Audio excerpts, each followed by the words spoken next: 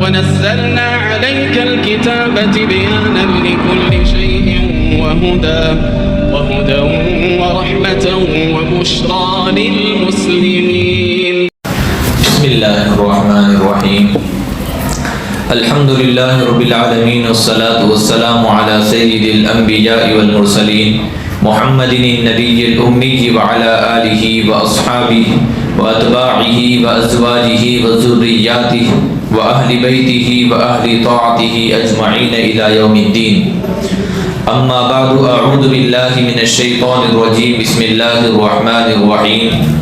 وَإِذِ ابْتَلَى إِبْرَاهِيمَ رَبُّهُ بِكَلِمَاتٍ فَأَتَمَّهُنَّ قَالَ إِنِّي جَاعِلُكَ لِلنَّاسِ إِمَامًا قَالَ وَمِن ذُرِّيَّتِي قَالَ لَا يَنَالُ عَهْدِ الظَّالِمِينَ. صدق اللہ العظیم. اور جب ابراہیم علیہ السلام کو ان کے پروردگار نے، ان کے رب نے چند کلمات کے ذریعے آزمایا تو پھر وہ تمام تر آزمائش میں پورے اترے. پھر اللہ تعالیٰ نے کہا یقیناً میں آپ کو لوگوں کا پیشوا اور مقتدا بناؤں گا. ابراہیم علیہ السلام نے کہا اور میری اولاد میں سے بھی. اللہ تعالیٰ نے فرمایا کہ میرا یہ اقرار ظالموں کو حاصل نہیں ہوگا. اس آیت کریمہ پر گزشتہ کل بھی بات شروع ہو چکی ہے. اس آیت کریمہ میں ابھی 1-2 دن اور بات ہوگی. حضرت ابراہیم علیہ السلام کے بارے میں گزشتہ کل آپ کو یہ بتلایا گیا کہ جتنی بھی قومیں دنیا کے اندر اہل کتاب کہلائی گئی ہیں، اہل کتاب یعنی جن پر آسمان سے کتاب اتاری گئی، وہ قوموں کو اہل کتاب کہا جاتا ہے. اہل کتاب کس کو کہتے ہیں؟ وہ قوم اور وہ امت جن پر آسمان سے اللہ تعالیٰ نے کتاب اتاری ہے. یعنی کوئی نبی تھا اس امت میں اور اس نبی پر کتاب اتاری ہے. جیسے یہود، ان کے نبی حضرت موسیٰ علیہ السلام کو ان کے اندر نبی بنا کر بھیجا اور ان کے اندر موسیٰ علیہ السلام پر کتاب اتاری تورات ہے نا. اور دوسری طرف عیسائی دیکھو، نصارہ جن کو کہتے ہیں، یہ وہ قوم ہے کہ جن کے اوپر اللہ تعالیٰ نے انجیل اتاری اور ان کے نبی کون تھے؟ حضرت عیسیٰ علیہ السلام. ارے سمجھے نہیں سمجھے؟ تو پوری دنیا میں اگر اہل کتاب قومیں اگر شمار کی جائے تو سب سے زیادہ اہل کتاب عیسائی اور مسلمان ہیں. لیکن اہل کتاب مسلمانوں سے پہلے جتنے بھی انبیاء آئے، کم و بیش 1,24,000 انبیاء کرام علیہم السلام ہے نا بھائی. تو یہ جتنے بھی نبی آئے ہیں نا، یہ سب کے سب نبی اس میں سے صرف 2 نبیوں کو چھوڑ کر کے پورے کے پورے کہاں پر آئے ہیں؟ اہل کتاب یعنی حضرت ابراہیم علیہ السلام کے بیٹے حضرت اسحاق علیہ السلام کی نسل میں آئے ہوئے ہیں. ابراہیم علیہ السلام کے 2 بیٹے تھے. کتنے بیٹے تھے؟ 2. ایک کا نام حضرت اسحاق علیہ السلام اور ایک کا نام حضرت اسماعیل علیہ السلام. کتنے بیٹے تھے؟ 2. یہاں پر اللہ تبارک و تعالیٰ نے حضرت ابراہیم علیہ السلام کا تذکرہ فرمایا کہ اللہ تعالیٰ نے اپنے نبی ابراہیم علیہ السلام کو چند باتوں سے، چند کلمات سے، چند چیزوں سے آزمائش میں ڈال دیا، امتحان لیا، آزمایا. تو وہ اپنے امتحان میں، آزمائش میں کامیاب ہو گئے. پھر آزمائش میں کامیاب ہونے کے بعد، اللہ تعالیٰ کے احکام پر پورے اترنے کے بعد، ساری چیزیں ہونے کے بعد، پھر اللہ تبارک و تعالیٰ کہہ رہے ہیں کہ ہم آپ کو امام بنائیں گے لوگوں کا. کیا بنائیں گے؟ ابراہیم علیہ السلام جیسے ہی یہ بات ابراہیم علیہ السلام نے اللہ تعالیٰ کی سنی کہ ابراہیم علیہ السلام کو مقتدا اور پیشوا بنایا جائے گا، تو انہوں نے کہا وَمِن ذُرِّيَّتِي، اے میرے رب میری اولاد میں سے بھی کیا کیجئے، یعنی میرے اولاد میں سے بھی کچھ نبی بنائیے، ان کو بھی اپنی اپنی قوم کا امام اور پیشوا بنائیے. یہ دعا کون کر رہے ہیں؟ حضرت ابراہیم علیہ السلام. تو اللہ تعالیٰ نے کیا فرمایا؟ ضرور ہم بنائیں گے، لیکن اگر تمہاری اولاد میں کوئی ظالم ہوگا، کوئی حکم کی خلاف ورزی کرنے والا ہوگا، کوئی نافرمان ہوگا، تو لا ینال عہدی، میرا یہ اقرار اور عہد ان کو حاصل ہونے والا نہیں ہے۔ بھائی آیت کا موٹا ترجمہ سمجھ میں آیا آپ کو؟ ہاں آپ تفسیر میں چلتے ہیں۔ تو ابراہیم علیہ السلام کے دو بیٹے، حضرت اسحاق علیہ السلام، حضرت اسماعیل علیہ السلام۔ حضرت اسحاق علیہ السلام جو ابراہیم علیہ السلام کے بیٹے حضرت اسحاق کی جو نسل چلی، حضرت اسحاق کے بیٹے حضرت یعقوب علیہ السلام۔ حضرت اسحاق کے بیٹے کا نام کیا تھا؟ حضرت یعقوب علیہ السلام۔ بنی اسرائیل، یعقوب علیہ السلام کا لقب کیا تھا؟ اسرائیل۔ یعقوب علیہ السلام کو کیا کہتے تھے؟ اسرائیل۔ اور اللہ تعالیٰ نے یہاں کیا فرمایا اوپر کی آیت میں؟ یا بنی اسرائیل، یعنی اللہ کا خطاب اسحاق علیہ السلام کی نسل میں جو آئے ہیں، اسحاق علیہ السلام کے نسل یعقوب علیہ السلام، یعقوب علیہ السلام کا نام اسرائیل، اور اسرائیل کی تمام تر نیچے قوموں کو بنی کہا۔ اے اسرائیل کی اولاد، یعنی اے یعقوب کی اولاد۔ سمجھ میں آیا نہیں آیا؟ تو اللہ تعالیٰ نے حضرت اسماعیل علیہ السلام کے نسل میں ابھی نہیں، بلکہ یعقوب علیہ السلام کی جو نسل تھی، جو اولاد تھی، ان کو خطاب کرتے ہوئے تین جگہوں پر یا بنی اسرائیل، یا بنی اسرائیل، یا بنی اسرائیل کا جو بار بار ان کو جو اپنی نعمتوں کی یاد دہانی کرائی ہے۔ کیوں؟ اس لیے کہ ابراہیم علیہ السلام کو جب اللہ تعالیٰ نے، ابراہیم علیہ السلام نے کہا وَمِن ذُرِّيَّتِي، میرے اولاد میں سے بھی پیشوا بنائیے، مقتدا بنائیے، تو اللہ تعالیٰ نے اسحاق علیہ السلام کی نسل سے، یعنی یعقوب علیہ السلام کے بعد پورے جتنے بھی انبیاء، 40,000 انبیاء کرام علیہ السلام تقریباً حضرت یعقوب علیہ السلام کی نسل میں اللہ تعالیٰ نے پیدا فرمایا۔ ارے سمجھ نہیں؟ یعقوب علیہ السلام کے، یہ کس کی دعا کے برکت سے؟ حضرت ابراہیم علیہ السلام۔ یہی وجہ ہے کہ یہود، نصارہ اور جتنے بھی دیگر قومیں تھی، مسلمانوں کو چھوڑ کر پہلے، نبی کے مبعوث ہونے سے پہلے، نبی کے بعثت سے پہلے، سمجھ لیں جتنے بھی قومیں تھی، وہ سب کے سب حضرت ابراہیم علیہ السلام پر متفق تھی۔ ہر کوئی ان کو اپنا امام مانتا ہے، ہر کوئی ان کو اپنا مقتدا مانتا ہے، ہر کوئی ان کو اپنا پیشوا مانتا ہے۔ ان میں کسی نے اختلاف نہیں کیا، اختلافات اپنی اپنی قوموں میں رہے، لیکن جب اوپر چلے گئے تو سب کے پردادا کون؟ حضرت ابراہیم۔ سب کے جد امجد کون؟ حضرت ابراہیم۔ سب کے نبیوں کے دادا کون؟ حضرت ابراہیم۔ سب کی نسلیں کہاں جا کر مل رہی تھی؟ حضرت ابراہیم۔ تو ظاہر سی بات ہے ان کا تو وہ انکار کر ہی نہیں سکتے تھے، تو ان کو برابر فالو کرتے تھے، ان کی پوری طرح اتباع کرتے تھے۔ ارے سمجھ رہے؟ ہاں۔ لیکن اللہ تبارک و تعالیٰ نے حضرت اسماعیل علیہ السلام، جو حضرت ابراہیم علیہ السلام کے دوسرے بیٹے تھے، ان کی نسل میں کسی نبی کو مبعوث نہیں فرمایا۔ کب تک؟ ادھر کی نسل میں کئی انبیاء آئے۔ حضرت عیسیٰ علیہ السلام، یعقوب علیہ السلام میں سے حضرت عیسیٰ علیہ السلام آخری نبی رہے۔ یعقوب علیہ السلام کی جو نسل ہے بنی اسرائیل کی نسل میں، ان کے سب سے آخری نبی کون تھے؟ حضرت عیسیٰ علیہ السلام۔ غور سے سننا۔ اور جب عیسیٰ علیہ السلام آئے تو اللہ تعالی حضرت ابراہیم علیہ السلام نے جو دعا کی تھی وَمِن ذُرِّيَّتِي، اور ان کے امتحانات سے کامیاب ہونے کے بعد جو انعام کے طور پر اللہ تعالیٰ سے انہیں دعا مانگی تھی، جو آگے آئی ہے ربنا وبعث فیہم رسولا، اے اللہ میری نسل میں ایک رسول بھیج دیجیے۔ کس کی دعا مانگ رہے ہیں؟ محمد بن عبداللہ صلی اللہ علیہ وسلم کی دعا مانگ رہے ہیں حضرت ابراہیم علیہ السلام۔ میں آگے بتاؤں گا، وہ یہاں پر صرف شارٹ کٹ بتانا چاہ رہا ہوں تاکہ آپ کو یہ آیت کریمہ سمجھ میں آ جائے۔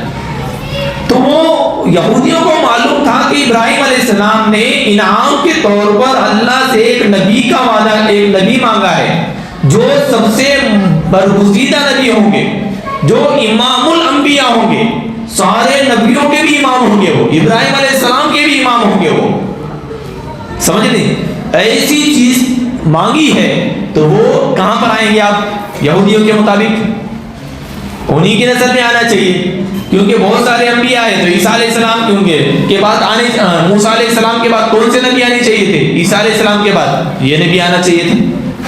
لیکن اللہ تبارک و تعالیٰ نے محمد صلی اللہ علیہ وسلم کو پیدا فرمایا حضرت ابراہیم علیہ السلام کے دوسرے بیٹے حضرت اسماعیل علیہ السلام کی نسل میں. کہاں پیدا فرمایا؟ یعقوب علیہ السلام کی نسل میں نہیں، اسماعیل علیہ السلام، اسحاق علیہ السلام کی نسل میں نہیں، اسماعیل علیہ السلام کی نسل میں. ٹھیک ہے. اب یہاں سے تعصب شروع ہو گیا یہودیوں کا کہ وہ نبی ہمارے نسل میں کیوں نہیں آئے. یہی جھگڑا آج تک یہودیوں کو مسلمانوں سے ہے. بھئی یہودی ہمارے دشمن کیوں ہیں؟ سوال ہوتا ہے نا بھائی سب کے دماغوں میں. تو بنیادی اگر قرآن حدیث کی روشنی میں دیکھا جائے تو بنیادی جھگڑوں میں اور تنازعات میں، بنیادی سوالات میں یہ سب سے اہم سوال ہے کہ وہ چاہتے تھے کہ محمد صلی اللہ علیہ وسلم اور احمد نامی جو نبی تھے، جو آنے والے ہیں، جو آخری نبی تھے، اور ان کی کتاب جو اتاری جائے گی وہ آخری کتاب ہوگی، وہ یہودیوں کے مطابق یعقوب علیہ السلام کی نسل میں ہونے چاہیے تھے. اور جیسی حضرت اسماعیل علیہ السلام کی نسل میں آ گئے تو ان سے تعصب، ان کی امت سے تعصب، ان سے دشمنی، ان کی امت سے دشمنی، ان کو ختم کرنے کی پلاننگ، ان کی امت کو ختم کرنے کی پلاننگ، ان کے ہر شے کو مٹانے کی پلاننگ، امت مسلمہ کو ختم اور ان کو مٹانے کی پلاننگ یہودی پہلے سے کرتے آ رہے ہیں، آقا صلی اللہ علیہ وسلم کے دور سے اور آج تک کر رہے ہیں اور یہ قیامت تک کرتے رہیں گے. آیا سمجھ میں نہیں آیا؟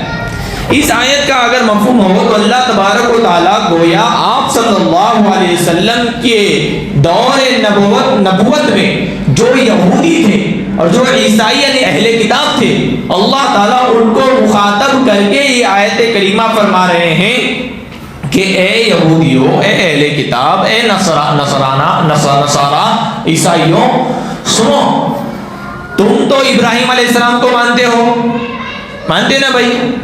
ابراہیم علیہ السلام کے بیٹے ایک اسحاق ہیں، اسحاق علیہ السلام کو مانتے ہیں، اور ان کے بیٹے جو جن کے ذریعے تم کو پکارا جا رہا ہے، جن کے ساتھ تمہیں منسوب کیا جا رہا ہے، حضرت یعقوب علیہ السلام کو مانتے ہو. اسحاق اور یعقوب یہ کن کے بیٹے تھے؟ حضرت ابراہیم کے، اور ابراہیم علیہ السلام کو تم بھی مانتے ہو. تو محمد بن عبداللہ بھی اگر جس نسل سے آئے ہیں وہ حضرت اسماعیل علیہ السلام کی نسل ہے، اور اسماعیل بھی تو ابراہیم علیہ السلام کے تو بیٹے ہیں. پھر تمہیں تعصب کیوں؟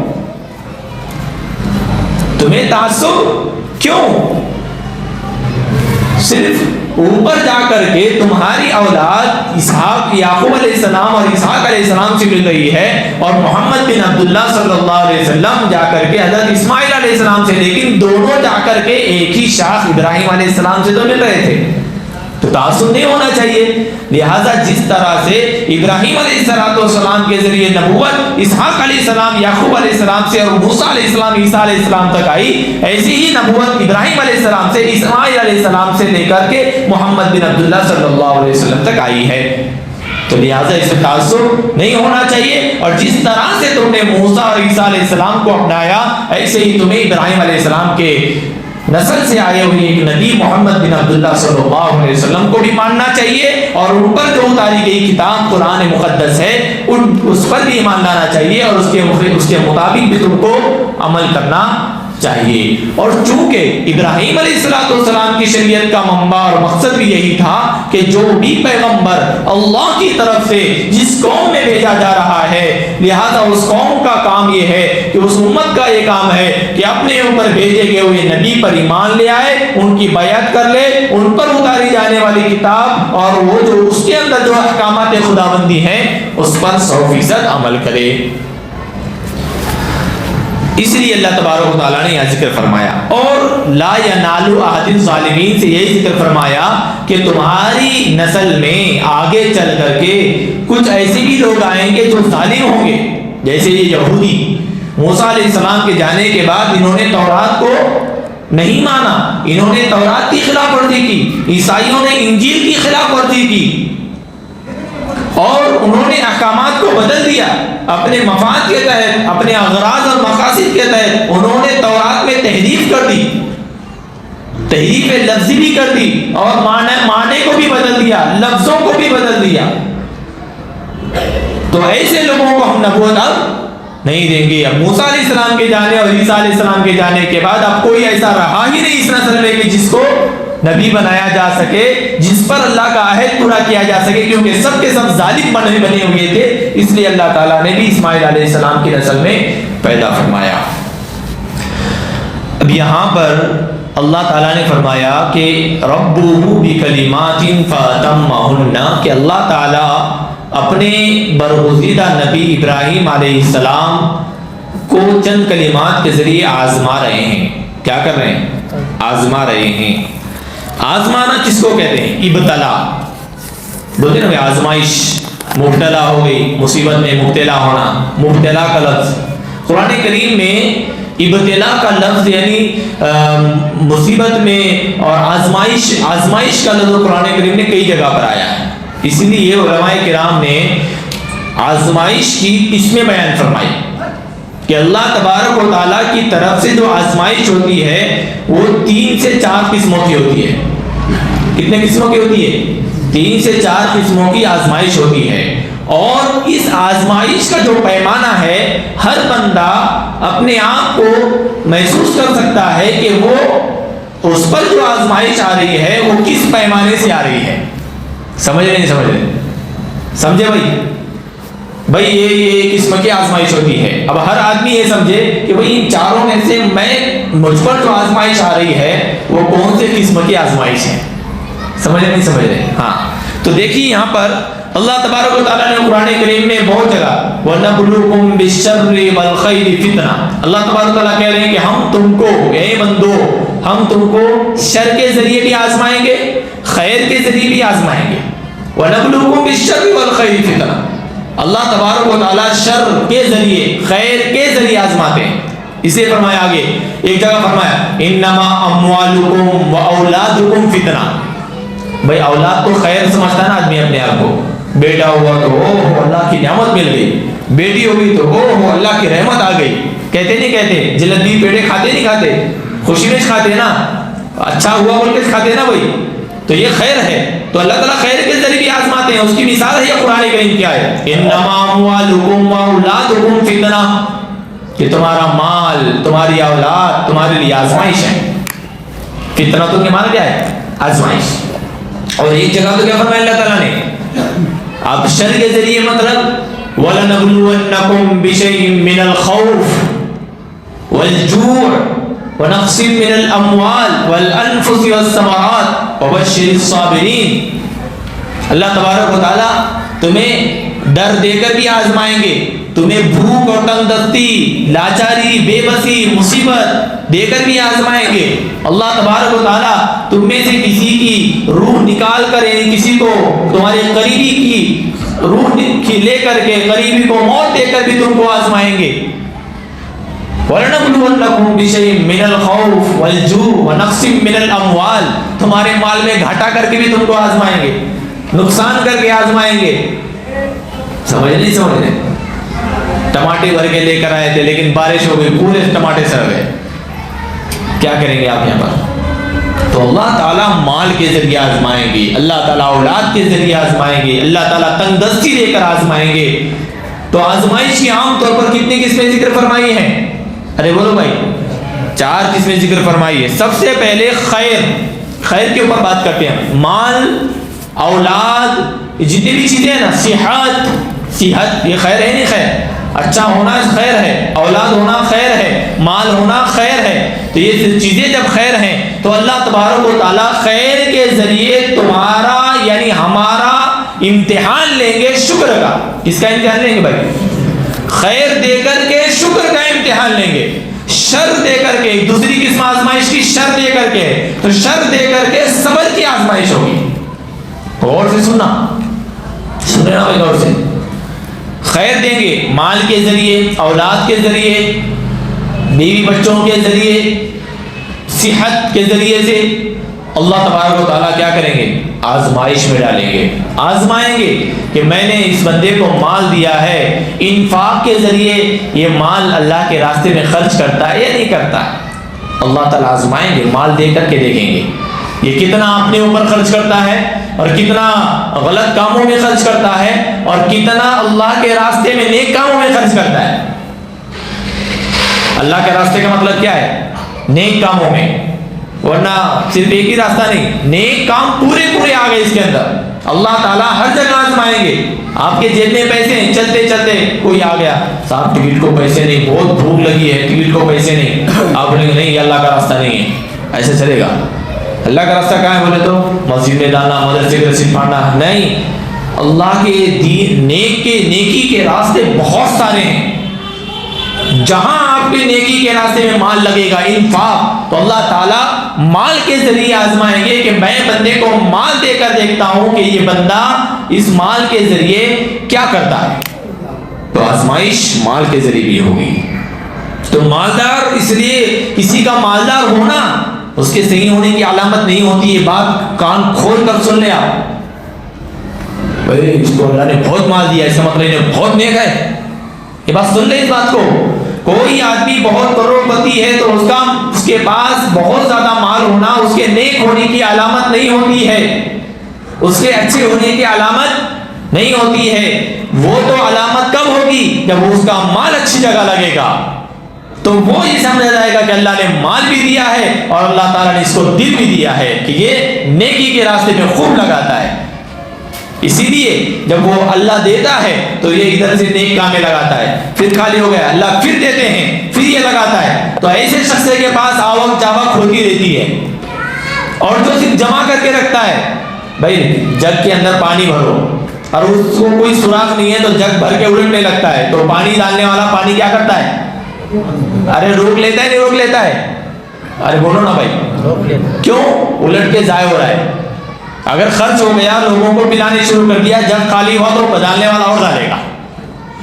تو ایسی ہی ہے، جب اللہ مال دے رہے ہیں تو اللہ آزما رہے ہیں کہ اس مال کے ذریعے یہ نیک کاموں کے اندر مال لگاتا ہے یا نہیں لگاتا ہے۔ اور یہ بھی دیکھیں گے کہ میں اس کو مال دے رہا ہوں تو کہیں یہ مال جوئے کے اندر، سٹے کے اندر، بیاج سود کے اندر تو نہیں لگا رہا ہے، مٹکے میں تو نہیں لگا رہا ہے، بیجا خواہشات میں تو نہیں لگا رہا ہے، حرام کاموں میں تو صرف نہیں کر رہا ہے، فلم دیکھنے میں تو نہیں خرچ کر رہا ہے۔ یہ بھی دیکھیں گے کہ مال تو دے دیا اللہ نے، اس کا استعمال کہاں کر رہا ہے۔ تو آزمائش مال کے ذریعے بھی ہوگی، اللہ اولاد بھی دیں گے۔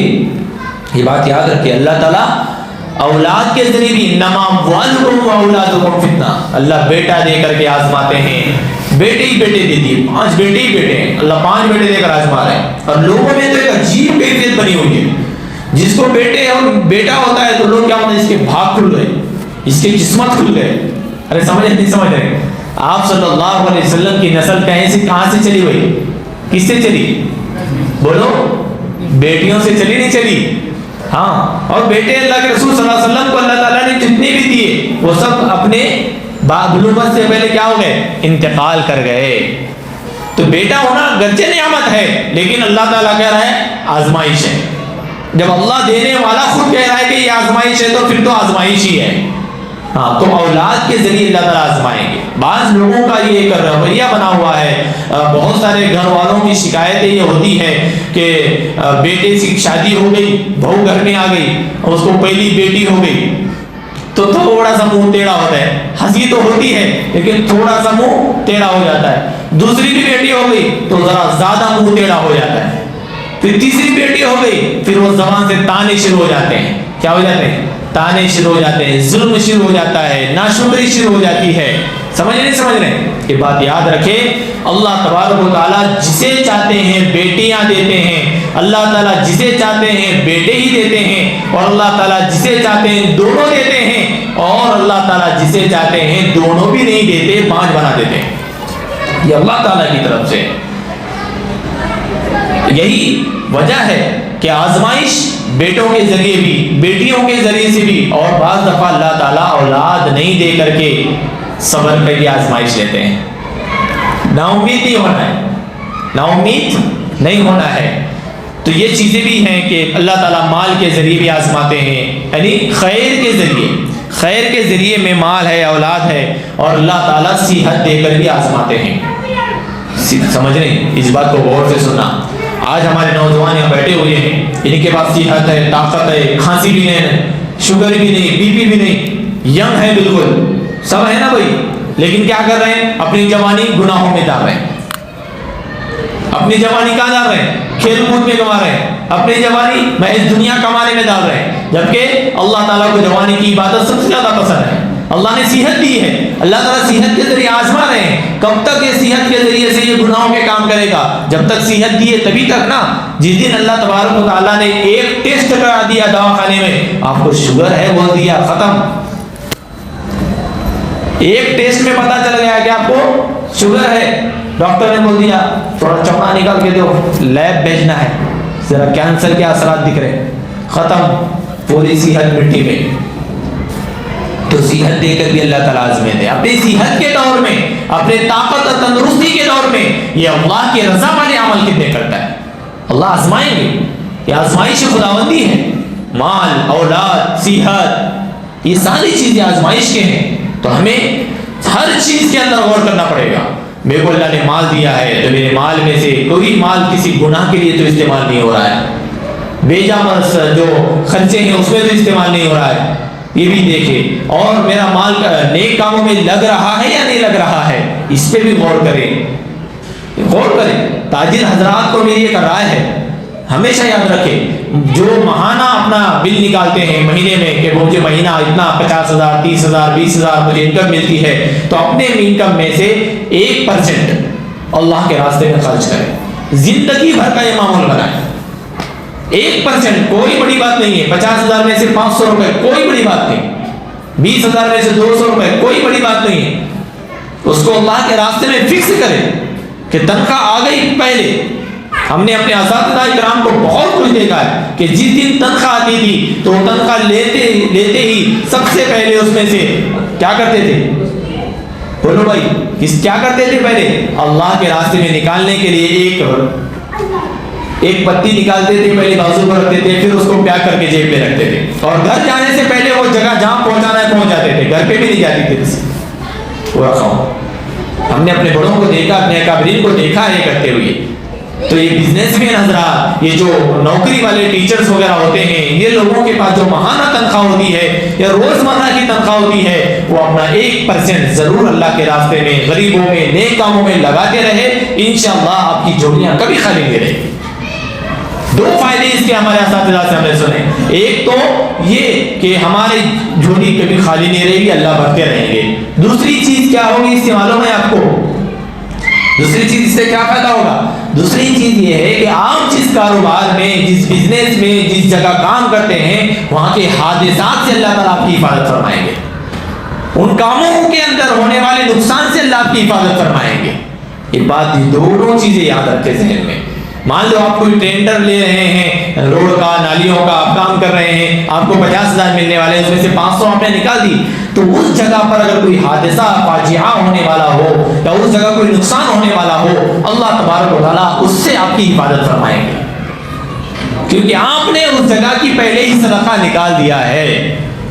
سمجھ رہے نہیں سمجھ رہے؟ یہ دونوں چیزیں ہر مالدار بلکہ ہر شخص کو کرنی چاہیے، اور یہی تو عادت اللہ ہے کہ مالدار سے رقم نکالو اور غریبوں کے اندر کیا کرو؟ خرچ کرو، تو غریبوں کی بھی چلے گی اور مالداروں کو بھی چلے گا، دونوں کام ہوں گے۔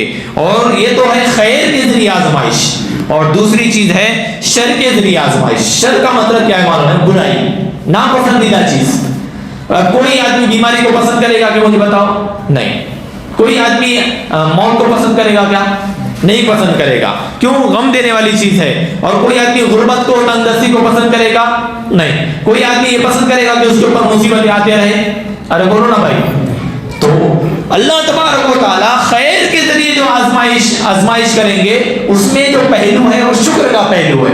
اللہ اولاد دے کر شکر کو آزمائیں گے، اللہ مال دے کر شکر کو آزمائیں گے، اللہ تعالیٰ صحت دے کر شکر کو آزمائیں گے، اللہ تعالیٰ بہترین کاروبار دے کر شکر کو آزمائیں گے، اللہ علم دے کر شکر کو آزمائیں گے، اللہ تعالیٰ بہترین آنکھ، ناک، صحت، پوری کی پوری جو جسم کے جو اعضاء ہیں صحیح سلامت دے کر کے شکر پر آزمائیں گے۔ آپ کو اللہ تعالیٰ اپنے مقصد میں کامیاب کرا کر کے شکر سے آزمائیں گے کہ بھائی چلو یہ بندہ اللہ مجھے یہ دے دے، اللہ نے دے دیا، ابھی اس پر کتنا شکر ادا کرتا ہے، اللہ آزمائیں گے خیر کے اندر۔ تو خیر کے کاموں میں شکر کی آزمائش ہوگی، اور شر کے کاموں میں، جیسے مثال کے طور پر میں نے ابھی بتایا بیماری، اللہ تعالیٰ کسی کو بیماری دیں گے تو آپ کو کیا لگتا ہے؟ کیا بیماری دینا کوئی بری بات ہے؟ کسی کا بیمار ہونا اس کے گناہگار ہونے کی علامت ہے؟ نہیں نہیں، یہ ہمارے ذہنوں میں ایک چیز گھومتی رہتی ہے، کوئی مستقل بیمار، کوئی کوڑ کا مریض اگر رہا، کوڑ کا مریض ضرور، نعوذ باللہ، ضرور کچھ نہ کچھ غلط کرا ہوگا، تبھی تو اللہ نے اس پہ اتنی بری بیماری ڈالی۔ ہوتا ہی نہیں ہوتا ہے۔ بہت سارے لوگ اس طرح سے تانے بھی دیتے ہیں پر پیٹ پیچھے کہ انہوں نے ایسا کرا تھا اس لیے اللہ نے اس کو بیماری دے دی۔ یہ بات یاد رکھیں، ہم کو اختیار نہیں ہے اس چیز کا۔ اگر آپ یہ چیز سوچیں گے تو سمجھیے حضرت ایوب علیہ السلام کا واقعہ آپ نے سنے نہیں سنے؟ ان کی زندگی کے حالات دیکھے نہیں دیکھے آپ نے؟ ان کی جیسی بیماری اس کائنات سرزمین پر کسی کو نہیں ہوئی۔ اتنی خطرناک بیماری کے اندر وہ مبتلا ہو گئے تھے، لیکن وہ نبی تھے، وہ بیماری کے ذریعے اللہ تعالیٰ ان کی آزمائش کر رہے تھے۔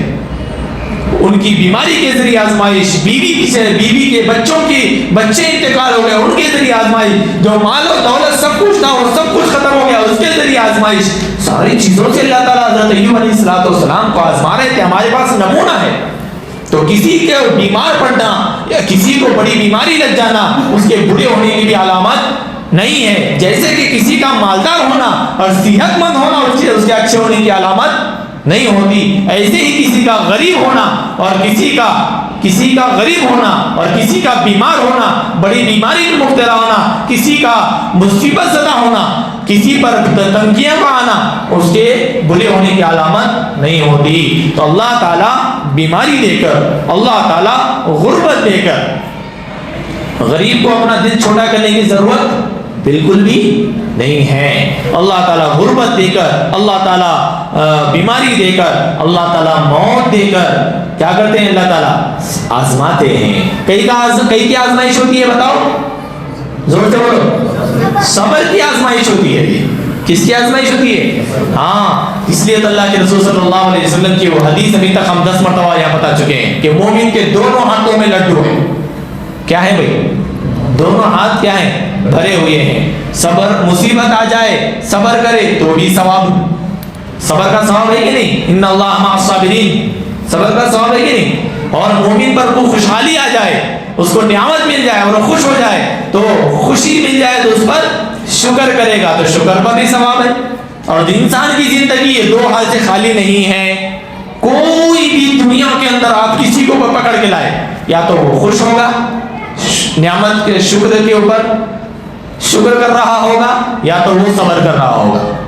تو ایمان والا تو غیر کا تو نہیں، ایمان والے کے لیے یہ بشارت ہے کہ وہ اگر غموں کے اندر صبر کرے گا تو اللہ تعالیٰ صبر کا پھل دیں گے، اس کو صبر پر ثواب دیں گے۔ اور اگر اس کو نعمتیں اللہ دے رہے ہیں، اس کو شکر ادا کرتا ہے اللہ کا، تو اللہ تبارک و تعالیٰ شکر کا بھی ثواب دیں گے۔ تو مومن کے لیے تو دونوں بھی راہیں کھل ہیں۔ تو اللہ تعالیٰ کی آزمائش نعمتوں کے دینے میں شکر کا امتحان ہوگا، آزمائش ہوگی، اور اللہ تعالیٰ کی غربت، بیماری، مصیبت، مال کے اندر نقصان ہے، صحت کے اندر نقصان ہے، اور بیماری ہے اور موت ہے، تو یہ ساری چیزوں کے اندر اللہ تعالیٰ صبر کا امتحان لیں گے، جیسے کہ سیدنا ایوب علیہ السلام ہمارے لیے نمونہ موجود ہیں۔ مال کے ذریعے بھی اللہ تعالیٰ آزماتے ہیں بھائی، جیسے میں نے بتایا قارون کا واقعہ ہمارے سامنے موجود ہے۔ اللہ تعالیٰ نے کتنا مال دیا اسے، کتنا، ان قارون کان من قوم موسیٰ فبغى علیہم فآتیناہ من الکنوز، اتنے خزانے دیے اللہ نے، کنز میں نہیں۔ اللہ تعالیٰ کیا فرما رہے ہیں؟ ہم نے اس کو خزانے دیے۔ یہاں ایک چھوٹا سا مٹکا نکلا تو 7 نسلیں بیٹھ کے کھاتی، کیا بولتے ہیں؟ چھوٹا سا مٹکا نکلا تو 7 نسلیں بیٹھ کر کھاتی ہیں، یہاں پر کھاتے نہیں کھاتے۔ وہاں تو اللہ تعالیٰ نے کتنے دیے اس کو؟ ایک خزانہ نہیں دیے، خزانے دیے۔ اور کیسے خزانے دیے؟ ان مفاتیحہ لتنوء بالعصبۃ اولی القوہ۔ کیا فرمایا اللہ تعالیٰ؟ کہ بڑے بڑے طاقتور نوجوانوں کی جماعت تھی جو اس کے خزانے کی چابیاں اٹھاتے تھے۔ چابیاں کتنے وزن تھی؟ چابیاں اٹھانے کے لیے ایک نوجوانوں کی جماعت تھی اس کے پاس، تو خزانے کتنے بڑے ہوں گے مجھے بتاؤ؟ خزانے کے اوپر لگے ہوئے تالے کی چابیاں اٹھانے کے لیے اس کے پاس طاقتور طاقت والے جماعت تھی۔ تو اتنے خزانے اللہ نے دیے، لیکن ناشکر تھا کہ اللہ تعالیٰ نے اس کو مال دے کر آزمایا تھا۔ تو یہ مثال ہے پوری انسانیت کے لیے اس لیے کہ یہ واقعات ہیں ہی اولی الالباب، کس کے لیے؟ عقل مندوں کے لیے عبرت ہے، عبرۃ لأولی الالباب قرآن نے فرمایا۔ یہ سارے واقعات، موسیٰ علیہ السلام کا واقعہ، عیسیٰ علیہ السلام کا واقعہ، قارون کا، فرعون کا، حامان کا، نمرود کا، یہ جتنے ابو جہل کا، یہ جتنے بھی واقعات ہیں، سب کے سب واقعات کس لیے بیان کیے گئے قرآن میں؟ عبرت کے لیے، سبق کے لیے، کہ ایسا ہو چکا ہے، اب ہم کو ایسا نہیں کرنا ہے۔ اگر ہم ایسا کریں گے تو جیسا حال نمرود، فرعون، حامان کا ہوا، ہمارا بھی وہی ہوگا۔ جیسا مال کی ناشکری کرنے پر قارون کا حال ہوا، اگر اللہ نے ہم کو مال دیا ہے اور ہم اس کا اگر غلط استعمال کر رہے ہیں، ناشکری کر رہے ہیں، تو ہمارا حشر کس کے ساتھ ہوگا؟ بولو بھائی، قارون کے ساتھ ہوگا۔ تو یہ دوسرا جو آزمائش ہے شر کی ہے۔ تیسری ہے دینی آزمائش۔ تیسرا جو آزمائش ہے کون سی ہے بھائی؟ دینی آزمائش ہے۔ دینی آزمائش کا مطلب کیا ہے معلوم ہے آپ کو؟ اللہ تبارک و تعالی ایمان کی حفاظت پہ، دین کے قائم رہنے پر بھی اللہ تعالیٰ آزماتے ہیں۔ ایک بندہ مستقل نماز پڑھ رہا ہے، اب اللہ تعالیٰ اس کو آزماتے ہیں۔ نماز کے وقت میں، کاروبار کے وقت میں نماز کا ٹائم ہو جاتا ہے، کیا ہوتا ہے؟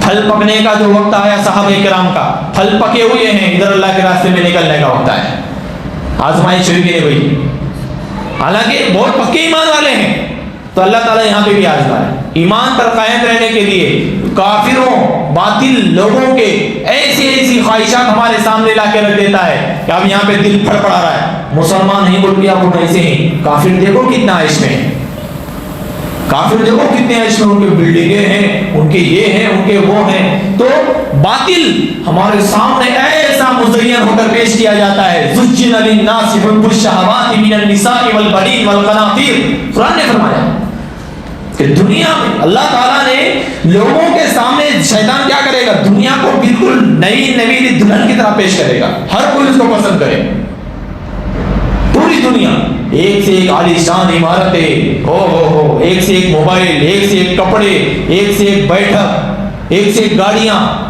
کالے لوگ بھی خوبصورت ہو سکتے ہیں، گڈے لوگ بھی لمبے ہو سکتے ہیں، پتلے لوگ بھی موٹے ہو سکتے ہیں، موٹے بھی پتلے ہو سکتے ہیں، جو نہیں ہو سکتا وہ سب کچھ دنیا کے سامنے کیا ہے؟ زینت اور بالکل سجا سوار کے ہمارے سامنے پیش کیا جا رہا ہے۔ یہاں پر تمہارے ایمان کا امتحان ہوگا، اب تم یہاں ڈگمگا جائے، ایمان ڈگمگا جائے گا یہاں پر کہ بھئی نہیں یہ تو غلط ہے، اصل زندگی تو آخرت کی زندگی ہے، اصل زندگی تو ایمان والی زندگی ہے، یہ محض دھوکہ ہے، یہ کفر دھوکہ ہے، یہ ہندوتوادی دھوکہ ہے، یہ یہودیت دھوکہ ہے، یہ عیسائیت دھوکہ ہے، یہ سب دھوکہ ہے۔ اصل زندگی تو نبوت والے راستے میں ہے، صحابہ والے طریقے میں ہے، اور وہ عاجزی اور وہ قناعت والی زندگی ہے، بالکل عاجزی والا اور زہد تقوی والی زندگی، اور بالکل عزت و انکساری کے ساتھ، کوئی تکبر نہیں، کوئی گھمنڈ نہیں، کوئی بڑھاوا نہیں، کوئی تعریف اور شہرت نہیں، کچھ نہیں،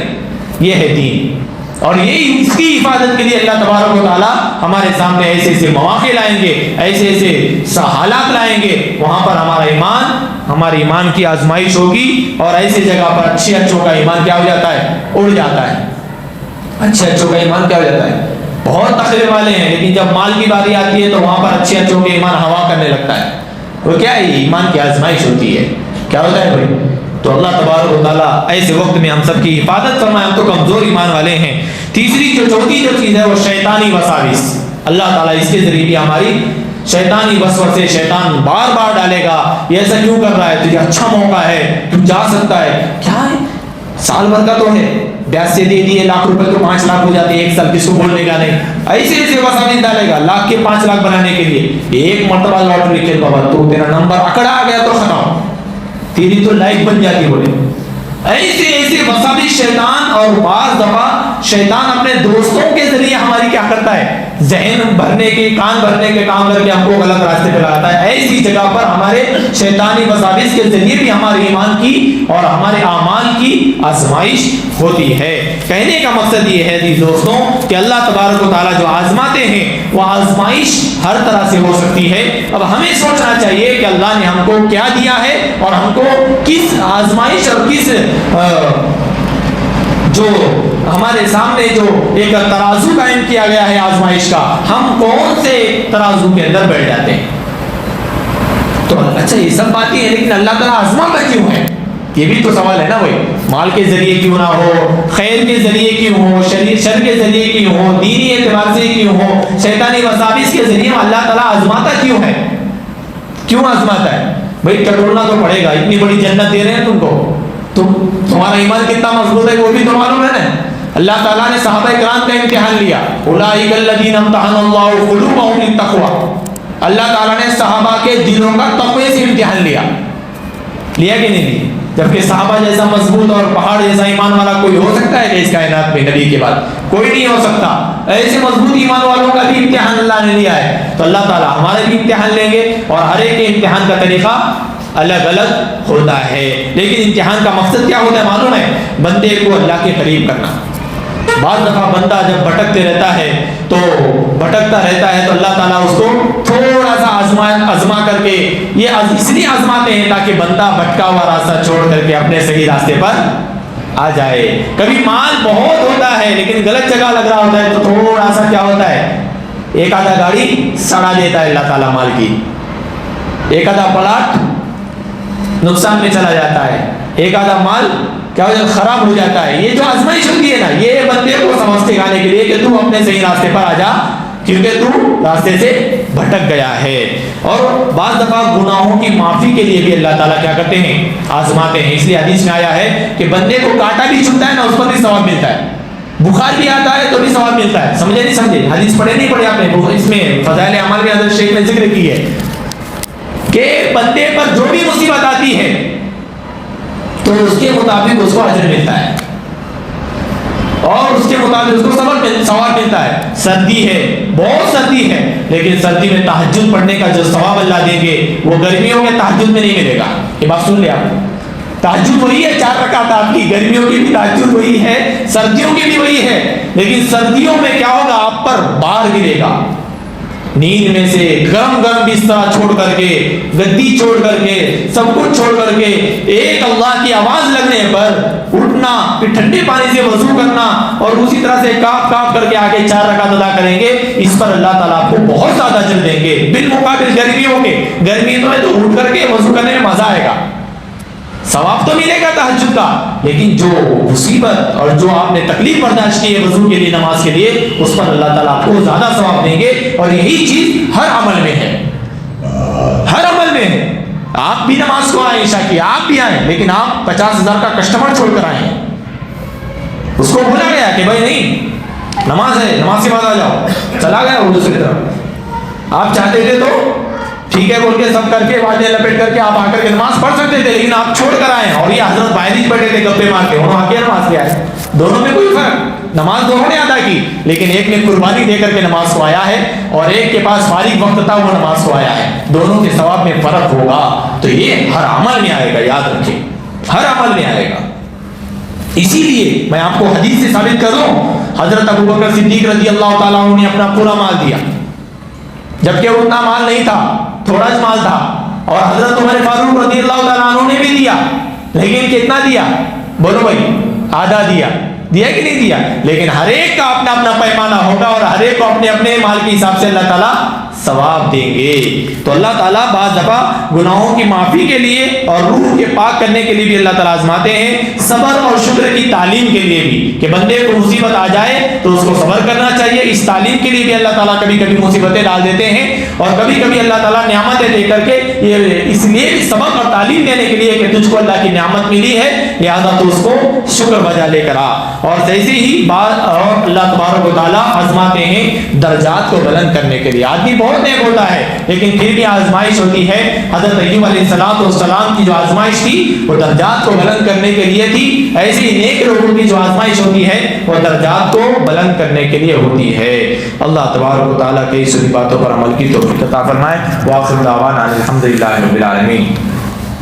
بسم اللہ الرحمن الرحیم. اللهم صل علی محمد وعلی آل محمد كما صليت على ابراہیم وعلى آل ابراہیم انك حمید مجید. ربنا ظلمنا انفسنا وان لم تغفر لنا وترحمنا لنكن من الخاسرین. اللهم انك عفو کریم تحب العفو فاعف عنا یا کریم. اللهم اشف مرضانا ومرضى المسلمین. اللهم ارحم موتانا وموتى المسلمین. وصلی اللہ تعالی علی خیر خلقہ محمد وعلی آلہ وصحبہ اجمعین. آمین برحمتک یا ارحم الراحمین.